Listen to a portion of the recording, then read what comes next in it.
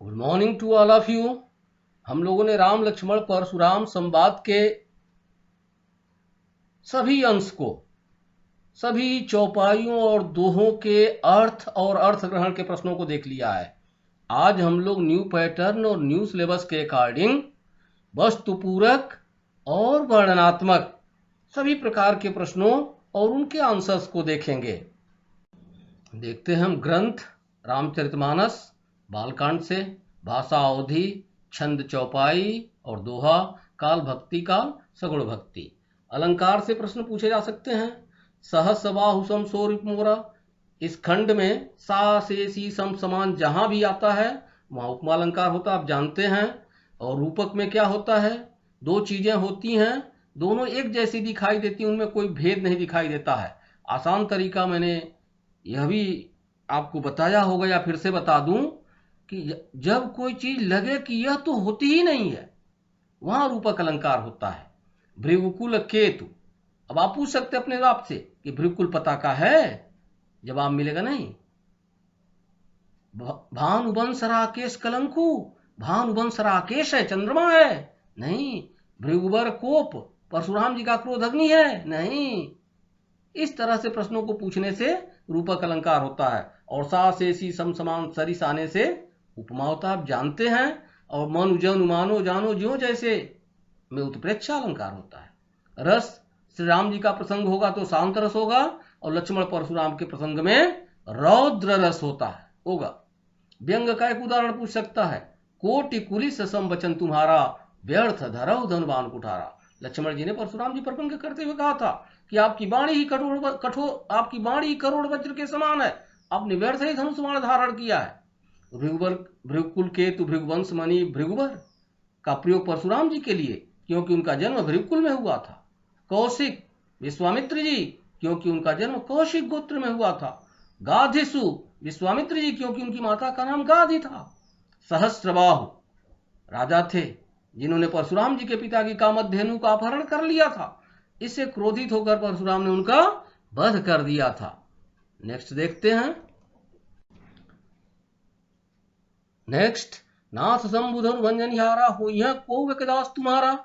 पहली ही पंक्ति है, इस पंक्ति में वक्ता कौन है, उसके स्वभाव के बारे में आप जानते हैं। इस पंक्ति में वक्ता प्रभु श्री राम है। उन्होंने परशुराम जी से बड़ी विनम्रता पूर्वक बताया था कि शिव धनुष तोड़ने वाला उनका ही कोई दास है। इससे उनकी स्वभाव की विनम्रता का पता चलता है। इससे प्रभु श्री राम की विनम्रता के बारे में पता चलता है। यहाँ कुम्भड़वतिया को नाही जे तरजनी देख मर जाए। लक्ष्मण क्या कहना चाहते हैं? लक्ष्मण परशुराम जी से स्पष्ट कर देना चाहते हैं कि वह उनकी धमकियों से डरने वाले नहीं हैं। इससे उनके स्वभाव के बारे में क्या पता चलता है? इसे पता चलता है कि लक्ष्मण जी वीर, निडर और साहसी हैं। परशुराम के क्रोध करने का कारण शिव धनुष का टूटना था। सीता स्वयंवर में प्रभु श्री राम ने शिव धनुष तोड़ दिया था। क्या परशुराम जी का क्रोधित होना उचित था? आप कह सकते हैं कि परशुराम जी का क्रोधित होना उचित है। क्यों? क्योंकि यह धनुष उनके आराध्य शिव का धनुष था। ऐसे में कोई भी व्यक्ति क्रोधित हो सकता है। लक्ष्मण ने शिव धनुष टूटने का क्या कारण बताया? शिव धनुष जर्जर एवं पुराना था। नए के भ्रम में श्री राम ने उसे उठाया और उनके स्पर्श मात्र से ही वह टूट गया। इसमें उनका कोई दोष नहीं है। परशुराम श्री राम को सेवक मानने से इनकार क्यों कर देते हैं? परशुराम श्री राम को सेवक मानने से इनकार कर देते हैं। क्यों? क्योंकि वे मानते हैं कि श्री राम ने शिव धनुष तोड़कर सेवा का काम नहीं किया है, बल्कि उन्होंने शत्रुता की है। परशुराम के स्वभाव के बारे में बताया जा चुका है। वह क्रोधी स्वभाव के हैं, वह बाल ब्रह्मचारी हैं, वह क्षत्रिय कुल द्रोही हैं। लक्ष्मण के स्वभाव की विशेषताएं, लक्ष्मण वीर, साहसी एवं निडर हैं, व्यंग करने में कुशल हैं, और नंबर 3 चतुर भी हैं। क्योंकि एक तरफ परशुराम जी पर व्यंग करके उन्हें आहत करते हैं तो दूसरी ओर हाथ जोड़कर उनसे क्षमा भी मांग लेते हैं। श्री राम के स्वभाव के बारे में, श्री राम शांत स्वभाव के हैं, वीर हैं। धनुष तोड़ना उनकी वीरता का प्रमाण है। उनके स्वभाव में विनम्रता भी दिखाई देती है। परशुराम स्वयं को परशुराम जी का दास कहना इस बात का प्रमाण है। फरसे की विशेषता, फरसा बहुत भयानक है, उसके डर से गर्भस्थ शिशु भी मृत्यु को प्राप्त हो जाते हैं। इसने सहस्रबाहु की भुजाओं को काटा है। रघुकुल की विशेषता, रघुकुल में ब्राह्मण, देवता, हरिभक्त और गाय पर वीरता नहीं दिखाई जाती है, क्योंकि उन्हें मारने से पाप लगता है और हारने से अपयश मिलता है। वीर योद्धा की विशेषताएं, वीर योद्धा रणभूमि में वीरता दिखाते हैं, वे बड़ी बड़ी बातें नहीं करती हैं, वे लोग कायर होते हैं, वे तो कायर होते हैं जो शत्रु को सामने पाकर प्रलाप करते हैं। परशुराम ने लक्ष्मण के लिए किन किन अपशब्दों का प्रयोग किया? ढीठ, मूर्ख, कुटिल,